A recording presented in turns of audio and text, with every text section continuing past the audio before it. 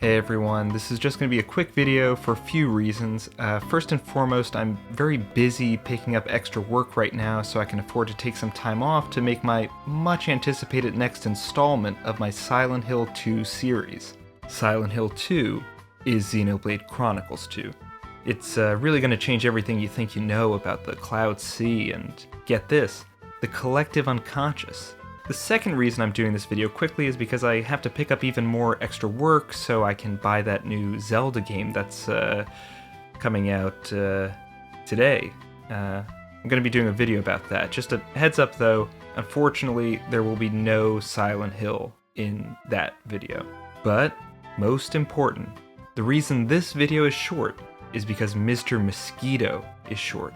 Mr. Mosquito is an old PS2 game that's just come over to PlayStation Plus, and I finally got the chance to play it after hearing about it for years. In case you don't know, you play as a mosquito who spends the summer terrorizing the Yamada family.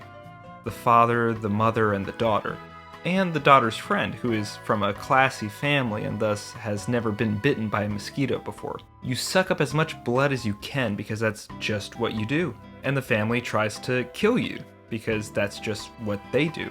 It's a classic absurd game about the foibles and eccentricities festering just beneath the surface of the seemingly normal family. Tonally, it's not too dissimilar from Incredible Crisis. The seemingly boring dad ends up being an unbelievable final boss using lightning attacks that can one-shot you, and the mother and daughter become backflipping heroic warriors themselves. As a game, it's great. The controls are just awkward enough to make the game simultaneously acceptably challenging and unique in a non-gimmicky way. By which I mean to say there's depth to the movement, the flying, the sucking blood, the needing to land at the right angle and at the right speed on the point where you'll be sucking the blood out of a given character. It's a funny game, and it's a game about you. You are Mr. Mosquito. And I don't just mean that you play as Mr. Mosquito, though you do. I mean, as Baudelaire would say, you are Mr. Mosquito's hypocrite reader, his brother, himself. Here's what Mr. Mosquito is about. Desire. It's a game steeped in all kinds of desire, from the suggestive narration, which hints at a kind of sexual desire, literally the carnal desire of Mr. Mosquito, his craving for the flesh of the family, to the bloodthirsty desire of the family, especially the father, to kill Mr. Mosquito. They end up filling their entire house with fumes, coating nearly every surface in insecticide, electrifying things that should never be electrified. And all this hints at a kind of violent desire. On a more benign level, you could just think about the mother's deep-seated desire to just get her family to take a family photo to commemorate the summer. This is an affectionate, family-oriented desire, no less intense than the other kinds we've discussed. You know how I know this isn't a stretch? Because the central metaphor of Mr. Mosquito is the dichotomy of itch and scratch.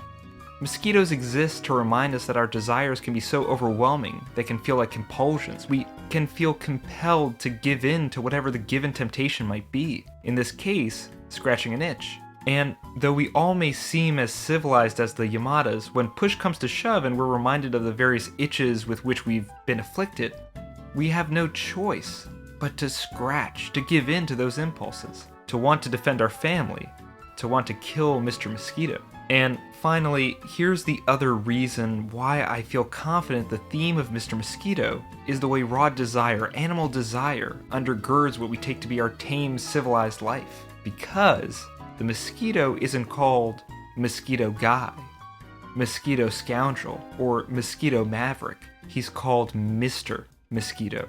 This agent of chaos is given the moniker of respectability. In this way, the game draws a parallel between chaotic animal compulsion and everyday family life, and it argues that a thin line separates the two. By the way, apropos Mr. Mosquito being an agent of chaos, he doesn't just bite the family, he can turn off lights, turn on the radio, just generally create havoc by interacting with objects which the people around him sort of take for granted. And in that way, Mr. Mosquito could be considered a tonal precursor to something like Untitled Goose Game, where you're also playing as an animal who's an agent of chaos, destabilizing this seemingly orderly world around you. There's no reason Mr. Mosquito does what he does, other than the fact that he cannot do otherwise. To be a mosquito is his itch, and scratch it he must. Likewise, the family must take their family photo, and the family photo must be ruined by their final attempt to swat Mr. Mosquito. It never could have been otherwise. Such are the compulsions that govern the lives of the Yamadas. And those same compulsions for family, revenge, what have you, those same compulsions govern our lives too. Mr. Mosquito is just as human as Mr. Yamada, and Mr. Yamada is just as animal as Mr. Mosquito. And you, my friend, my hypocrite viewer, my brother, you are just as animal and just as human as both of them. You are Mr. Mosquito.